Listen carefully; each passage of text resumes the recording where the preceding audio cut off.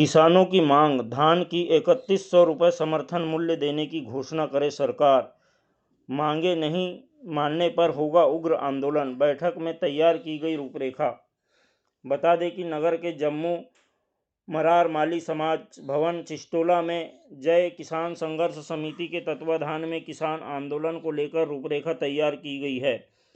बैठक में उपस्थित किसानों ने कहा कि वे अपनी मांगों को लेकर एकजुट हैं और किसी भी कीमत पर पीछे नहीं हटेंगे। उन्होंने सरकार से मांग की है कि धान की 3100 रुपये समर्थन मूल्य देने की घोषणा की जाए और किसानों को उचित मुआवजा दिया जाए। इस दौरान उपस्थिति जनप्रतिनिधियों और किसान भाइयों ने कहा कि सरकार को शीघ्र ही धान की 3100 रुपये समर्थन मूल्य देने की घोषणा की जानी चाहिए। इसके साथ ही वर्तमान में बेमौसम हुई बारिश से फसल नुकसानी को लेकर किसानों को उचित मुआवजा दिया जाए और सरकार कृषि ऋण माफ़ी की घोषणा भी करे। मध्य प्रदेश के किसानों के लिए पेंशन योजना शुरू की जाए और कृषि उत्पादनों के लिए उचित बाजार व्यवस्था की जाए। जय किसान संघर्ष समिति के नेताओं ने कहा कि वे आगामी दिनों में एक बड़ा आंदोलन करेंगे और सरकार को किसानों की मांगों को मनाने के लिए मजबूर करेंगे। उन्होंने किसानों से अपील की है कि वे एकजुट होकर आंदोलन में शामिल हो और अपनी मांगों को लेकर सरकार तक पहुंचाए। उन्होंने कहा कि यदि सरकार उनकी मांगें नहीं मानती है तो वे एक बड़ा आंदोलन करेंगे। आज की इस बैठक में किसान संघर्ष समिति जिला अध्यक्ष भूरू पटेल के द्वारा मानिक पाचे को किसान कांग्रेस लांझी के ब्लॉक अध्यक्ष नियुक्त किया गया। इस अवसर पर जिला मुख्यालय से भूरू पटेल, किसान कांग्रेस जिला अध्यक्ष ज्योति उमरे, जिला पंचायत सदस्य ओंकार राहंगडाले, ब्लॉक कांग्रेस कमेटी अध्यक्ष दिनेश लांडे, सभापति जनपद पंचायत लांझी मानिक पाचे, पूर्व जनपद सदस्य एवं ब्लॉक किसान कांग्रेस अध्यक्ष गणेश बागड़े, सरपंच पूर्वटोला राजू सयाम, सरपंच खांडाफड़ी सीताराम बड़मे, सामाजिक कार्यकर्ता ताराचंद चोरवाड़े, इंद्र कुमार कावड़े, भरत बनोठे सहित बड़ी संख्या में कांग्रेस जन उपस्थित रहे।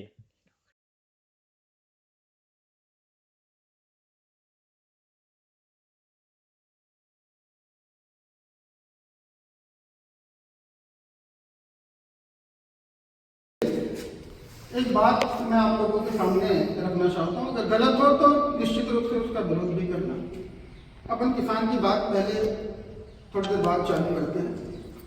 सबसे पहले अपन द्वापर और त्रेता में चलते हैं कि जब द्वापर जब खत्म हो रहा था और जब कलयुग का प्रारंभ हो रहा था तो उसमें जब वो राजा का सरने को नाम नहीं है, हाँ, तो उन जब कलयुग का बखान हो रहा था तो कलयुग किस प्रकार का होगा, तो वो बता रहे थे कि यहाँ पर जो सच है वो परेशान रहेगा, जो ईमानदार है वो परेशान रहेगा, जो परिश्रमी है वो परेशान रहेगा, जो सच्चा है वो परेशान रहेगा, जो कर्तव्यनिष्ठ है वो परेशान रहेगा।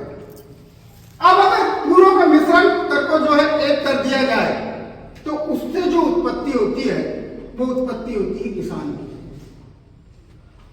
क्योंकि मेरा ऐसा मानना है कि पूरी दुनिया में खेती से, किसानी से, इससे ज्यादा ईमानदारी का धंधा दूसरा है ही नहीं है। ये मेरा व्यक्तिगत रूप से ऐसा मानना है। क्योंकि अगर आपको 1 एकड़ में 10 किलो की खाद बोना है तो आप वहां 9 नहीं करते हो, उसका कोई शॉर्टकट है क्या आपके पास?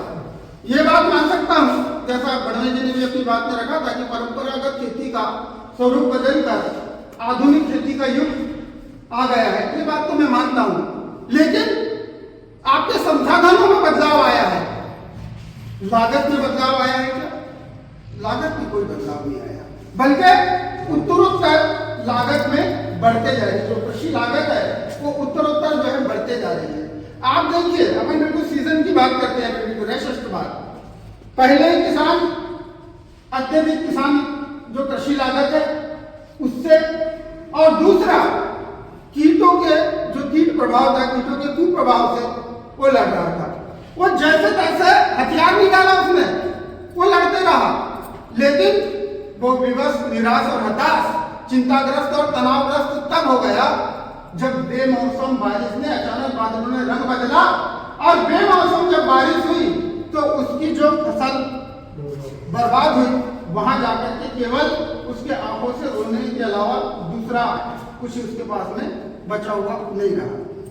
इसके पूर्व जब किसान हित को लेकर के हमने बातों बातों में ही ईश्वर भैया ज्योति भाभी का हमने साथ लिया कि हमने कहा कि पिछले 2 सालों से सरकार गुमराह करके रख रही है कि हम किसानों का 3100 रुपये समर्थन मूल्य में धान या उसका उत्पादन या उपार्जन की खरीदी करेंगे।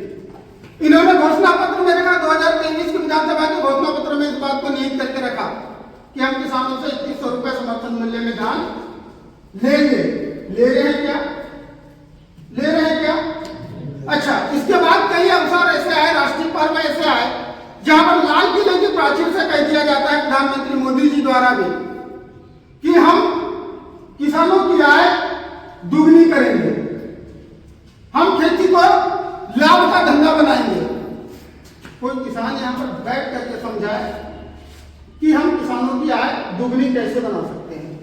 भैया आपका परिचय? मैं नूरू पटेल, किसान कांग्रेस का जिला अध्यक्ष जी। जैसे कि जनपद सदस्य भी होगी जी, जैसे कि आज बैठक रखी गई है मरारमाली भवन समाज लांजी में और आप पहुंचे हैं, तो किस मुद्दों पर चर्चा की गई आज यहाँ पर मैं लांजी के दौरे में था और यहाँ पर सभी हमारे बुजुर्गगण, हमारे सब सीनियर लोग यहाँ पर बैठे हैं। कुछ हमारे युवा साथी भी, हमारे जिला पंचायत सदस्य ज्योति उमरी जी, ईश्वर भैया ने हमको यहाँ पर आमंत्रित किया, हमारे ब्लॉक अध्यक्ष भी यहाँ पर उपस्थित हैं। तो ये अभी जो किसानों पे आपदा आई है और आपको पता है कि जो सरकार ने वादा खिलाफी हमारे किसानों के साथ करी थी, 3100 रुपये हम धान का रेट देंगे विधानसभा चुनाव के समय भी, लोकसभा चुनाव के समय भी, पर वो एक 2100 का जो धोखा था वो तो हो ही हुआ। पर जो आज जो हमारे किसानों के साथ जो बरसात के कारण, हवा तूफान के कारण जो बीमारी लगी, उसके कारण जो आज किसानों की हालत है, उसको देखते हुए हम लोग यहाँ पर आज एकत्रित हुए हैं और रायशुमारी करके कि सरकार हमको उसका जो नुकसान हुआ उसका मुआवजा कैसे मिले, किसानों को रेट कैसे मिले धान को, उसके लेके आज यहाँ पर हम लोगों ने चर्चा की है। और एक बहुत बड़ा आंदोलन हम लोग मुख्यालय में करने जा रहे हैं, जिसकी शुरुआत हम चाह रहे हैं कि लांजी से हो और लांजी की आवाज़ जो है वो दिल्ली तक जाए, ऐसा हमारा एक प्रयास है। जैसे कि अभी किसानों को पानी से जो फसल आपदा हुई, नुकसान हुआ है, तो उसमें आगे चल के क्या आंदोलन किया जाएगा, क्या मांग रहेगी? ये सारी मांगे हैं हमारी, इनके जो रेट को लेके, नुकसान को लेके है, जो बीमारी को लेके अभी बीमा का मामला है। सरकार ने अभी कहा दिया कि तो धान का रेट तय कर दी पहले, और अब बोलते हैं कि हम सरकार जो है धान की और गेहूँ की खरीदी नहीं करेंगे क्योंकि हमारे पे 77,000 रुपये करोड़ का कर्जा है। तो कहीं ना कहीं किसानों को किसी न किसी तरीके से बेवकूफ़ बनाने का काम सरकार बार बार कर रही है। तो ये झांसे में न रख के किसानों से स्पष्ट बात करें कि हम मुआवजा देंगे कि नहीं देंगे, धान खरीदेंगे कि नहीं खरीदेंगे, केंद्र सरकार खरीदेगी कि राज्य सरकार खरीदेगी।